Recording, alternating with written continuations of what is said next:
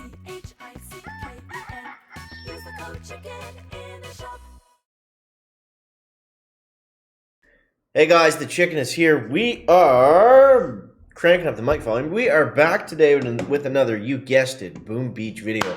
So what we're going to be talking about today, guys, is some Season 32 Commanding for Years predictions. So I want to just kind of go over what I think season could potentially look like, some, more so feedback and things that I really liked about last season that I hope they incorporate into this season.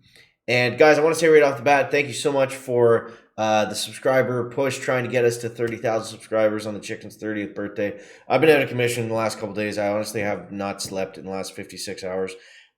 Just like insomnia type stuff going on. It sucks. I won't get into that too much, but yeah, I just forgot to say it in my last video. That's why I mentioned that. But appreciate you guys trying to get us to 30K. We're almost there, so we'll get it soon, hopefully within the next season. But yeah, I'm not going to start off every video by asking you guys to do that because it probably got annoying after a while. But I just want to say thank you for those of you that did hit that stupid button for me. So yeah. Now, guys, if you haven't already, make sure you use the code CHICKEN in the shop. I did confirm we're going to be doing a really cool giveaway. I can't say exactly what it is yet, but for those of you that haven't used the code in the shop, make sure that you're tuned into the Discord server. The link to that is live. I did check it in the video description.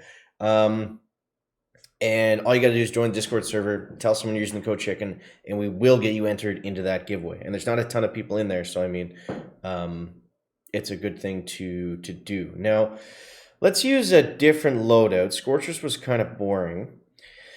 Let's go. Well, we got the crab coming up, so I mean, we might as well go with the crab meta, or the old crab meta. Let's just take on some player bases. So yeah, so what I wanted to talk about today, guys, was Season 32. Before we talk about Season 32, let's talk a little bit more about Season 31 and just some of the things that really went well. Because, overall, I felt like the season wasn't, completely drastically different than a lot of Warship seasons, but it was definitely different enough. And there was definitely some major improvements that I hope to see the team notice, the dev team, or whoever puts together the tech trees.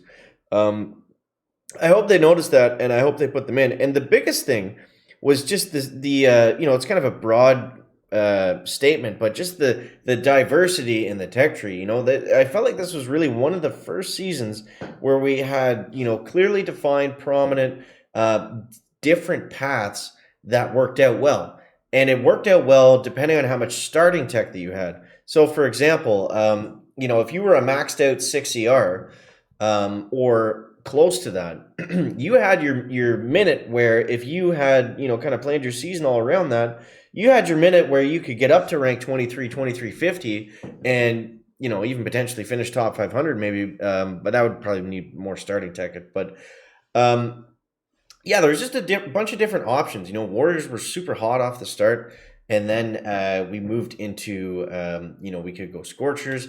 Like a lot of guys use Scorchers right up until the end of the season.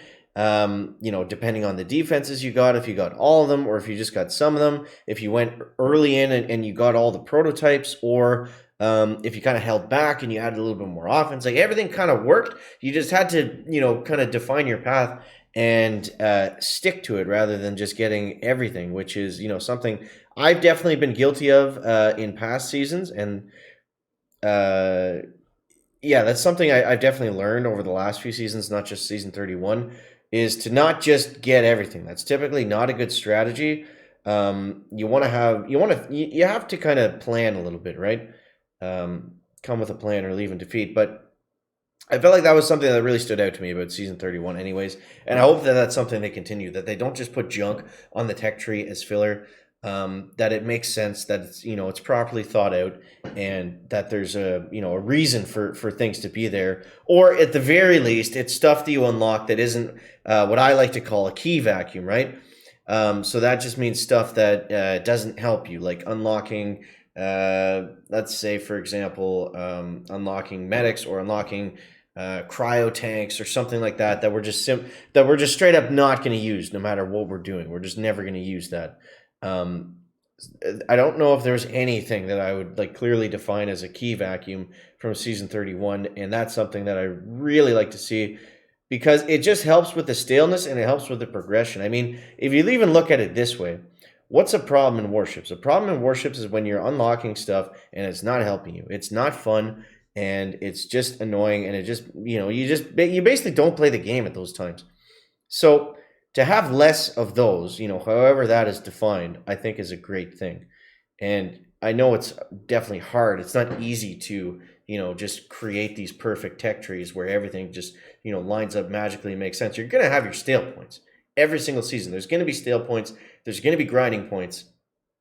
The nature of the game is to grind, We've been at this for like what 2 years now. Like the nature of the game is if you want to play competitively, like if you're just trying to get to I don't want to say a rank and leave somebody out, but if you're just trying to get to a specific point and you're happy with that, then that's fine. You probably don't have to grind as much. But if you want to do as well as you can, then there's going to be those grinding points, and I think that's just inevitable. I think that's just the way Warships works. But the fact that we're still even talking about this after 30 seasons, I think it speaks to how cool the game mode is because it's always changing.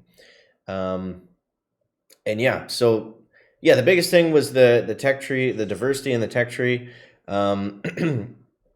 and yeah, just having different options too. Like right off the bat, I liked it because it gave you two paths really. I mean, you could open it up with warriors, or you could play it safe and you could go with grenadiers, and we had Everspark right off the bat, which based on how that last time went, I hope they don't do that again. But yeah, just have it so even people that don't have instant training, they can at least clear the base. Like the last thing you want to have happen is where we unlock crying ears at the very start, and there's a handful of people that just unlock them regardless or make mistakes, and they're stuck with only Everspark. We always want to avoid that. That's no good. But yeah, so for season 32, I think what I would like to see is basically a lot of things we just talked about. A lot of have different multiple paths that are equally as good or can be as good, depending on the tech that we get. We get a crystal. Should we test the old crystal myth? I think we should. But yeah, so I would like to see just something different right off the start. Commanding for years, I honestly have no idea what that means or what that could.